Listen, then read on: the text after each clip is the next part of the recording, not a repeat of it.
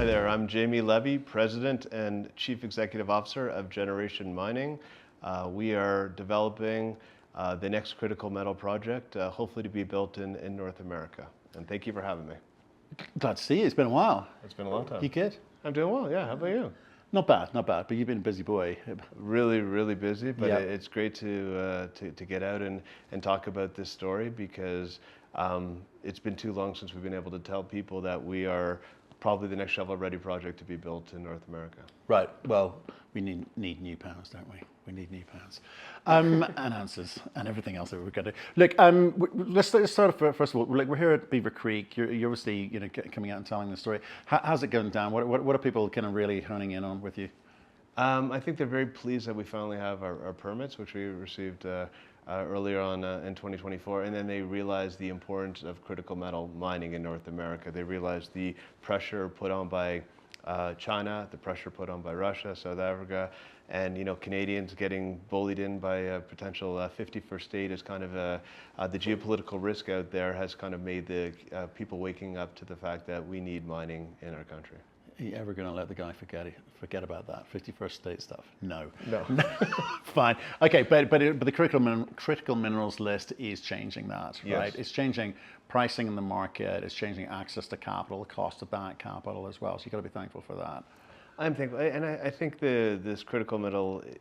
It was battery metals and then turned into critical metals. Now I think it should be strategic metals. Right. So, I mean, strategic, critical, similar words, but strategic is we, as North Americans or GA countries, I guess, because you're on the other side of the pond here, we all have to work together in getting these metals out of the ground. Because China and Russia they could turn off the taps at any point in time, and we need to be sufficient within the G8 that we could rely on each other versus being adversarial. Right, and obviously, like I said, it's been a while. They've been waiting on you to get that permit over the line. But in terms of the meetings that you're having, who are they? Is it new money, or is it just people waiting for you to deliver? I would say this is the first year less repeat meetings, a lot of new meetings, and I think there's a lot more interest in PGMs. Obviously, the golds have ripped, and I'm very grateful because I have some golds, but there's a lot of money being made in golds, and I think people are starting to say, wait, gold's here, and there's other precious metals, platinum, palladium, are trading at a big discount. Maybe there's some room in PGMs. Okay. Yeah. Well, do me a favor, Jamie, because there'll be people here who've not heard the story before. Okay. Let's talk about the asset and give them the top line numbers on that, and then we'll kind of get into what you're doing about it. Okay. Okay. So we are developing a project just outside the town of Marathon, Northern Ontario, north side of Lake Superior. We have our final permits. We just announced a feasibility study March of 2025, where we'll be producing about 160,000 ounces of palladium a year, about 42 million pounds of copper a year, some platinum, gold, and silver. It's a very big project, gold equivalent, palladium equivalent. Could be upwards of 250, 300,000 ounces of palladium equivalent, 150 million pounds of copper equivalent a year. So it's a fairly large-sized project. Simple, open pit mining, low strip, 3-to-1. And we're looking to start building as soon as we can. Okay, one of the first things you said in this conversation was, next shovel-ready project, yes. Right? So that's a big deal. So you're going to go off the back of this feasibility study. So what else have you got to actually get over the line before you go out hunting for money? There's nothing else we need to do. So as far as you're concerned, you're ready to talk? We're ready if we had the money. And we're bringing in an operating team that could hopefully build this properly for us. Right. And I think that is the next step that would be a catalyst for us before we get through the financial investment decisions. I want to make sure we have the right team if we're going to build it. We're for the First Nations, for the town of Marathon, and for Canada and the world. We want to make sure that we have the right team to build this properly. Right, okay.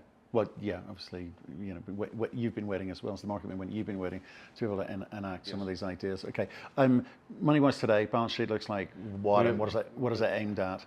We have about 12 million in cash. That can last us a long time, but we want to kind of deploy that money as fast as we can because we want to get to that financial investment decision where we'll need to raise a capital of just over $1 billion. Right, okay. So when you say nothing else you really need to do, obviously there's going to be a few things that you're going to be deploying capital against. So what precisely is that, and what's the time frame? Well, we are engaged with the banks, and I think some of the listeners will remember we had mandate letters with senior lenders of Société Générale, ING, and Export Development Corporation of Canada for upwards of $400 million US. We have a stream with 200 million with Wheaton Precious. We're going to have to worry about filling up the rest of the capital, and we're looking to look for some subordinated debt pieces and some critical metal funding that seem readily available from the Canadian government and the provincial government in Ontario right now. So we're looking to have a fully financed package, hopefully, sometime later on this year or early next year. Right, and that sounds like the kind of conventional route's going to go down. We've seen some unconventional stuff. Troilus, for example, going to Europe for raising against the copper component of their project. Is alternative money available to you? Generalist money coming in? What was the kind of plan B, I guess?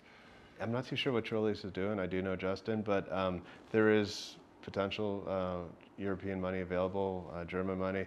We're looking to do more of the conventional, just the commercial banks, low interest rate, and try to get it done that way. We looked at private equity, but the cost of capital is much cheaper going through commercial banks. Right, okay.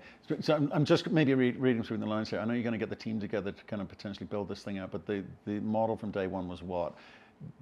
Go as far as you can and offload it to either JV partner or offload it entirely?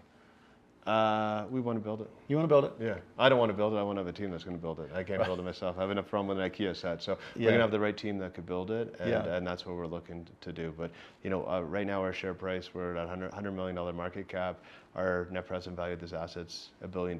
We should not be trading at 10% of our NPV. Developers should be trading 50 to 80%. Right. So we have some re-rating to do. So where's that going to come from, though? I think it's going to come by getting all the money and to have that owner's team. They're going to wait till you get the term sheets in. Do you think that'll be the next I catalyst? would hope that we'd get those term sheets in later on this year, early next year. Well, I think that's a shame because it's a pretty good project, right? It's an amazing project, right? So you're kind of getting discount, but you're not getting any credit kind of for the run up of that. Well, we'll get credit when it comes up, but also I think that the PGMs have been underrated. I think a lot of people were in the belief that we were going to go all battery electric, all EV tomorrow, and now the governments have loosened those mandates and said hybrid vehicles and plug-in hybrid vehicles seem to be okay, and it seems to be that's what the investors want now. Yeah, certainly what we're hearing. We spoke to a palladium company down in Brazil yesterday, and they're saying that even China is kind of switching the kind of percentage allocation to battery versus hybrid versus ICE conventional, literally flipped on its head. So I think internal combustion engines here for a little bit longer. I think they're bigger numbers as well. So. I assume you're talking about Bravo. And I might be. Yeah, it might be. I think they're doing a great job, and they got a great asset, and it's nice to have friends like this because I think we're the only two projects that are really shovel ready. Theirs is obviously in Brazil, and ours is in Canada. It'd be nice for the two of us to get going, so we don't have to worry about rely on Russia and South Africa if anything is to happen. So yeah, that's for sure. And just I want to talk about the American bit a little bit longer. Obviously, a reference of Trump and what's been going on, and it kind of swings the market violently, overnight, but it falls away usually, like copper tariffs and so forth. When they're talking about critical mineral lists or strategic mineral lists, whatever you want to call it, does that make investors available to you from the US? Does it make capital for the build available to you as well? Because I know you're talking an all Canadian story here, but again, we haven't really investigated the DOE or the DOE route. I think they're looking for American assets, and I think they're focusing more on battery metals to begin with. But what Trump has done, he's kind of this geopolitical risk out there that has empowered some of the Canadian politicians, and the provincial politicians say, our best friend has hurt our feelings. They've kind of shunned us. We need to help projects like Generation Mining get off the ground. So I think Trump has made not make America great again. He's made mining great again, because now he realizes the importance of mining. And I mean, Friedland used to have a joke, Alice, the ham sandwich doesn't come from the fridge. Obviously, he's a better presenter than I am, but the gist is that kids just don't realize that things don't miraculously appear. So we have to mine to get these things out of the ground. And I think that people are finally awakened to that. Okay, so you've got an audience here. You'd argue they should invest in you. Why? Over the other options? Because like I say, everything's going great guns at the moment because gold has gone on a tear. The gold prices then kind of helped a lot of the other metals, including silver, obviously, as usual. Not so much copper at the moment. Critical minerals, rare earths, uranium. It's all sort of moving at the moment. So people have got a lot of choice. So what's special about you guys? What's the thing you'd focus on? It's a good question. Walking around this conference, and not that I get to see many companies, but I see many companies, and you're either an explorer or you're a producer. There's very few developers out there, and there's very few developers in a tier 1 jurisdiction, Canada, North America. So I think that there's a re-rating.